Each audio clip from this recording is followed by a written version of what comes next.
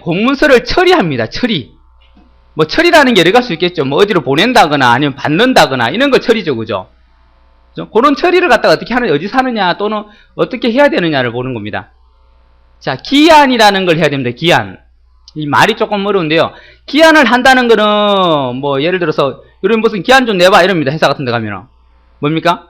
만들어서 그걸 계획서를 가져오라는 거예요. 기한 내라는 거. 그죠? 자, 뭘 할 거면 그게 대한 뭐가 있어야 될 거 아닙니까? 그죠? 그럼 말로만 해갖고 안 되잖아요. 그래서 그걸 공문서로 만들어야 됩니다. 문서의 기한. 자, 기한을 할 때는, 만들 때는 전자문서 형식이 원칙입니다. 무조건.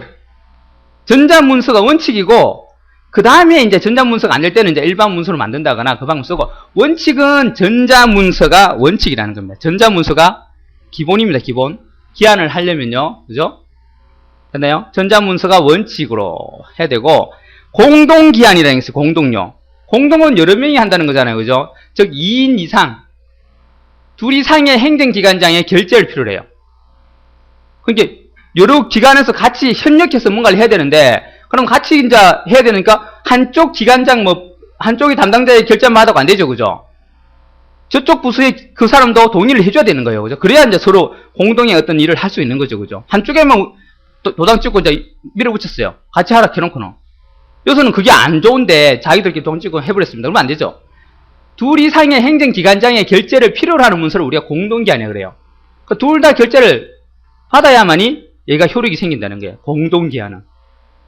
됐나요? 공동, 2 이상의 행정기관장의 결재. 이렇게 알아두시면 되겠습니다. 자, 기한은 전자문서가 기본입니다. 원칙으로 합니다. 전자문서를 원칙으로 합니다.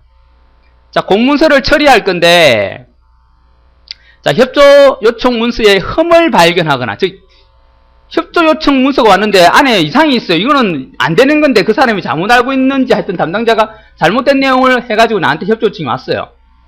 자, 그럼 어떻게 해요? 접수한 날부터 3일 이내에 보완을 요구해야 돼요. 만약에 3일이 지나버리면 나중에 보완을 요청하더라도 그게 실행이 돼볼 수도 있으니까 3일 이내에 해야만이 효력이 발생하고 나중에 문제가 안 생긴다는 거예요. 나중에 해야지 하는 건 3일이 지나버렸어요. 그리고 나서 나중에 한 5일 있다가 이거 그때 잘못됐었는데 이거 지금 좀 고쳐주세요 하는데 벌써 다 들어가버리고 그죠? 실행 벌써 하고 있어요. 그럼 책임 누가 집니까? 바로 요 보완 요청을 안 한 사람이 책임이 지겠죠. 그죠? 그때 얘기를 했어야지 이제 얘기 안 해야 되겠죠. 그죠? 어떤 큰일이면 징계를 받을 수 있는 상황이 올 수 있겠죠. 그죠? 그래서 이 흠을 발견해서 3일 이내에 뭔가를 해야 된다는 거예요. 우리가 물건 샀을 때 어떻게 해요?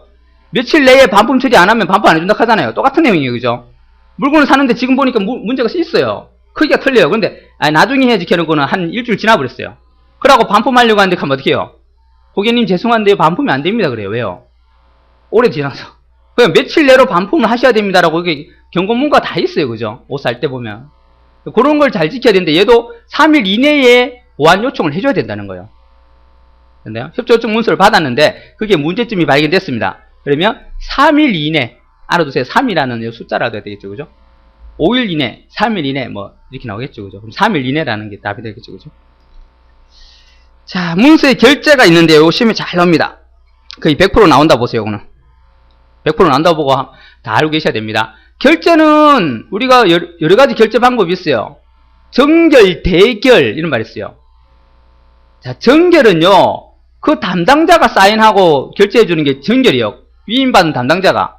예를 들어서 우리 부서의 과장님, 우리 부서의 부장님, 그게 담당자겠죠. 그죠? 또는 교장 선생님, 교감 선생님이 담당하는 게 다 있잖아요. 그 사람이 사인하는 거, 자기 담당자가 사인하는 걸 정결이라고 그래요.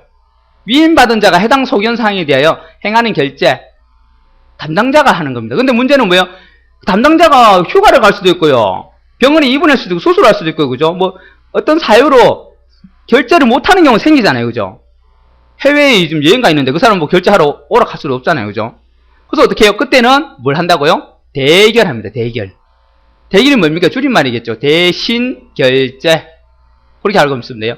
대신 결제. 그 사람이 휴가 가면 담당자가 우선에 바뀌죠. 그죠? 자신은 그게 정식 담당자는 아니지만은 휴가를 갔기 때문에 위임을 받아요. 그죠? 위임을 받아서 그 사람이 대신 결제권이 생깁니다.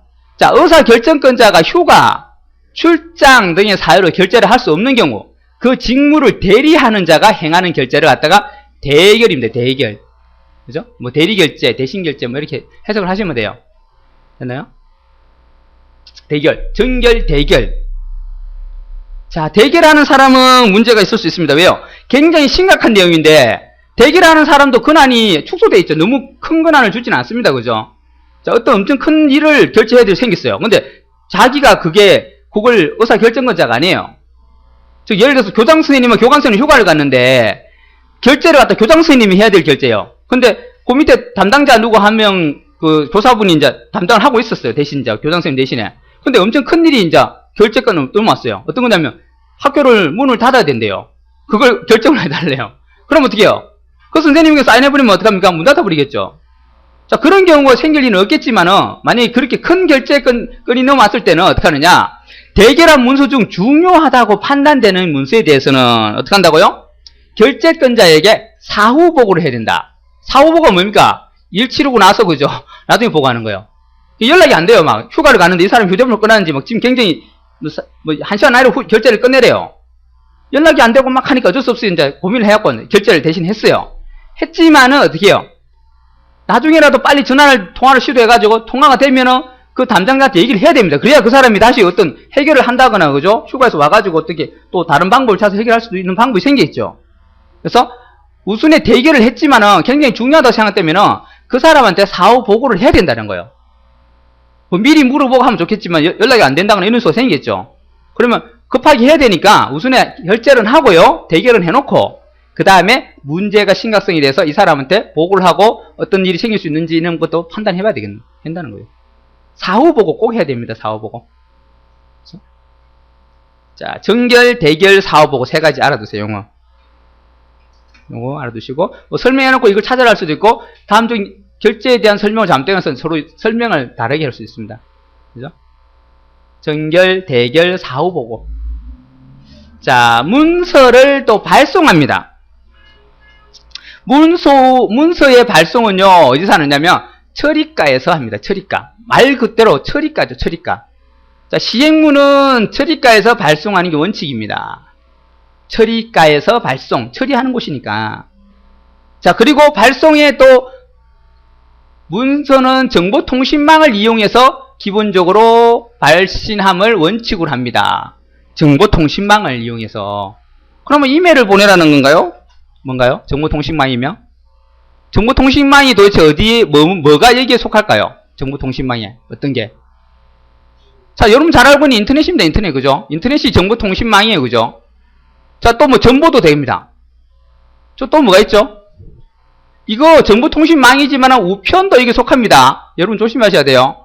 우편도 정보통신망이에요. 여러분 정보통신망이라서 어떤 전기적인 전자적인 이런 거 생각하시면 안 돼요. 편지까지도 여기 포함이 돼요. 편지까지도요. 정보통신망이라 해서 인터넷하고 이런 것만 생각해가지고 메일로만 가능하다 이러면 생각하면 안 됩니다. 우편도 바로 정보통신망에 속합니다. 됐나요? 소포 이것도 정보통신망이에요. 그러니까 다 우체국 관할하는 거 다 정보통신망. 우체국에서 여러분 사실은 그걸 관할해요. 이런 인터넷 쪽이나 이런 것도 정보통신 쪽에 관련된 거 다 그쪽 관할해요. 됐나요? 정보통신국장 뭐 이런 사람도 있습니다. 그런 사람들이 정보통신망이라는 게 이 포괄적인 개념을 다 보셔야 돼요. 다. 그러니까 정보통신망을 원칙으로 하더라라는 겁니다. 발송은 뭐 메일 등기로 보내건 뭐 메일로 보내건 하여튼 그래 보내면 된다는 거예요. 정보통신망을. 네?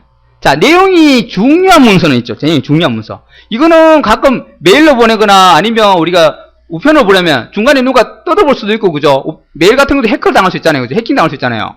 자, 중요한 문서는 그렇게 보내지 말라는 거예요. 어떻게 해요? 인편, 사람 편에 보내라는 거예요. 믿을 만한 사람한테 보내야 된다는 거예요. 그래 중간에 그 사람이 어디 딴짓 안 하고 그죠? 그 사람 줄 수 있겠죠. 자, 아니면 이거예요. 증거를 남길 수 있는 등기로 보내야 된다라. 등기는 본인 아니면 안 주죠. 다시 가져가 버리죠. 그죠? 그리고 본인이면 또 사인을 받아놔요. 그죠? 그 사인을 받았기 때문에 나중에 나는 그거 안 받았는데라고 어떻게 해요? 부인을 못 하죠.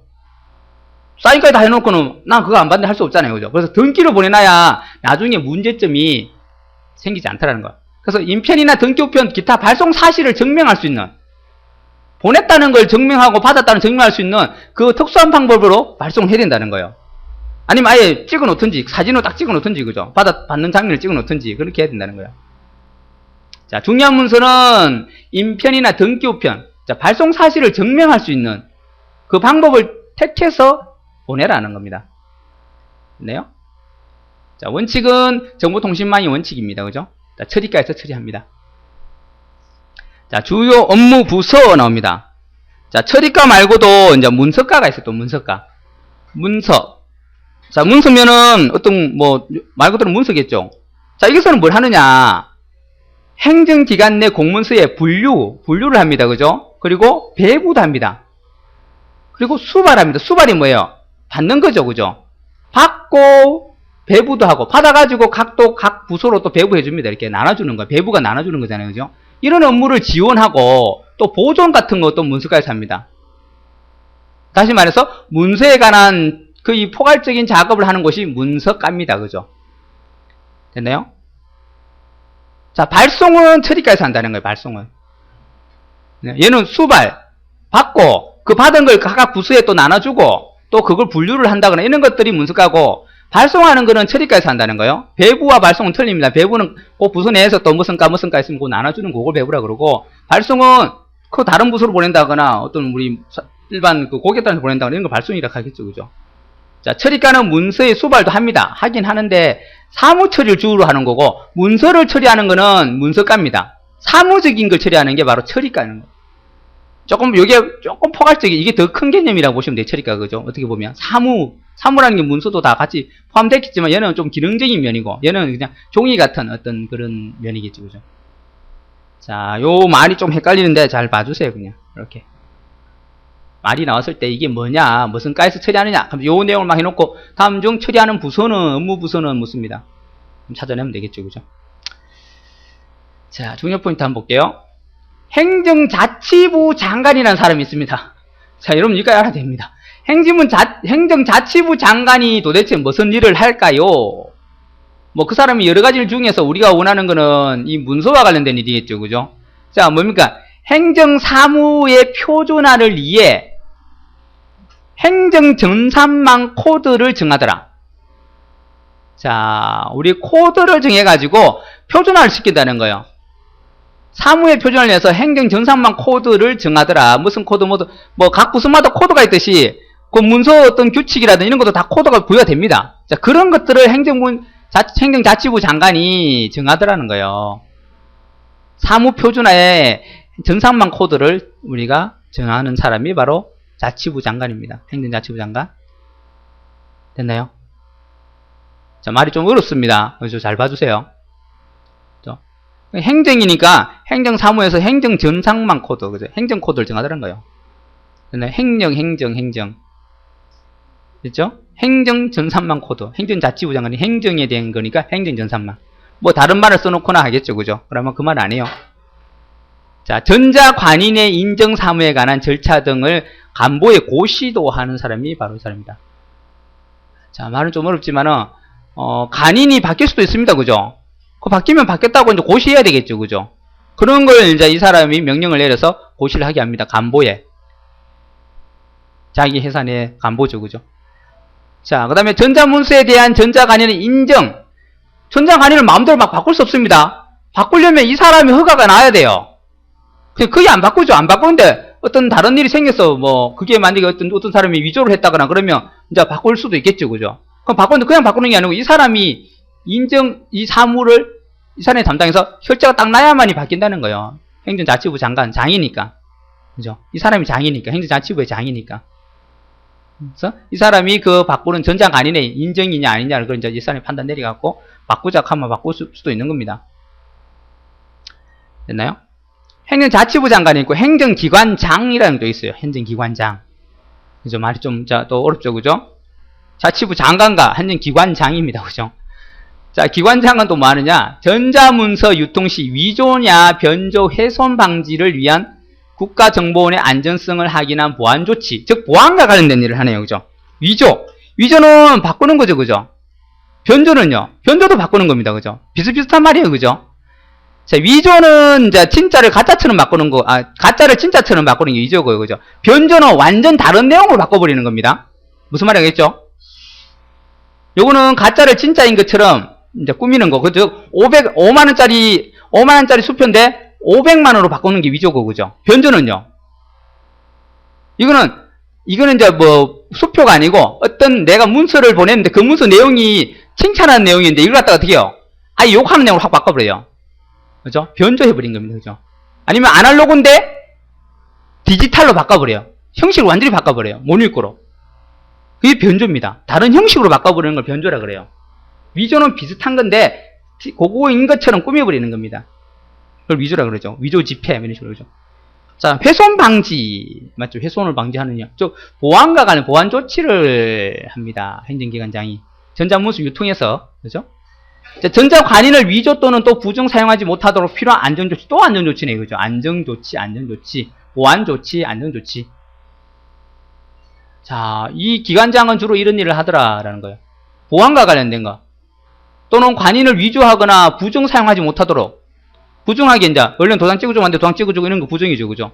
그걸 못하도록 안정조치를 취해야 되더라. 행정기관장. 주로 이제 뭐 사건 사고와 관련된 얘기네. 그죠? 행정기관장은 보안조치, 안정조치. 됐나요? 자, 간인이라는 건 간인. 이거 여러분이 부동산 계약할 때 많이 씁니다. 아파트 계약할 때. 그죠? 어떤 겁니까? 간인. 2장 이상에 이루어진 중요문서의 앞장의 뒷면과 뒷장의 앞면에, 즉 종이를 이렇게 꾸겨갖고, 그죠? 반접어가지고 종이가 이렇게 있으면 앞에 장을 갖다 반접어가지고 여기에 도장을 이렇게 같이 물려 찍어요. 앞장과 뒷장을 이렇게. 그리고 나도 하나 찍고 그 사람 것도 하나 찍고 해갖고 반반 딱 찍혀가지고. 이게 간인입니다. 맞죠? 그죠? 아파트 거래하거나 뭐 딴 거래할 때 이렇게 찍잖아요. 그죠? 인감도장 가서 반반 딱 찍잖아요. 물리게. 이게 왜 이렇게 합니까? 이 앞장과 뒷장을 이렇게 찍으면서 이걸 나중에 다른 걸로 교체해 볼 수도 있잖아요. 내용을 바꿔가지고. 근데 도장을 딱 찍기 때문에 도장이 이렇게 딱 물렸을 때 안 맞으면 이 종이를 위조한 겁니다. 그 사람이. 그죠? 그렇죠? 그죠? 그래서 도장을 이렇게 찍으면서 앞장과 뒷장을 어떻게 바꿔 체인지를 못 한다는 거예요. 바꿔치를 못 하는 거예요. 됐네요? 반드시 이거 찍어야 됩니다. 그죠? 안 찍으면 큰일 나요. 그죠? 안 찍으면 요거는 도장 꽝 찍었어요. 그럼 요거 탁 떼가지고 다시 요거 새로운 내용을 바꿔요. 그리고 이렇게 딱 다시 붙여버리면 그 내용에 의한 계약이 성립된 것처럼 돼버립니다. 근데 웬만해서는 이렇게 간이를 안 찍으면은 이 문서의 효력이 상실될 수도 있어요. 조심해야 됩니다. 계약을 다 해놓고는 이게 효력이 이건 인정 안 해줄 수 있습니다. 그래서 꼭 이렇게 찍습니다. 그죠? 중요한 거래는. 그죠? 그걸 우리가 간인이라고 그럽니다. 간인. 2장 이상으로 이루어진 중요 문서의 앞장과 뒷면과 뒷장의 앞면에 걸쳐 찍는 도장. 다 찍어야 돼. 10장, 10장은 다 그렇게 다 찍습니다. 그죠? 어떤 또 우리 가맹점 계약할 때도 다 이거 찍어요. 안 찍으면 나중에 큰 불이익을 당할 수도 있어요. 여러분이. 조심하셔야 됩니다. 간인.